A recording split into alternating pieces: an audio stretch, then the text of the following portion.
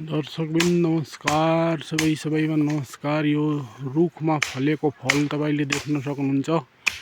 यसको नाम चाहिँ मेल हो। यो एक अचूक औषधि हो। अहिले यसलाई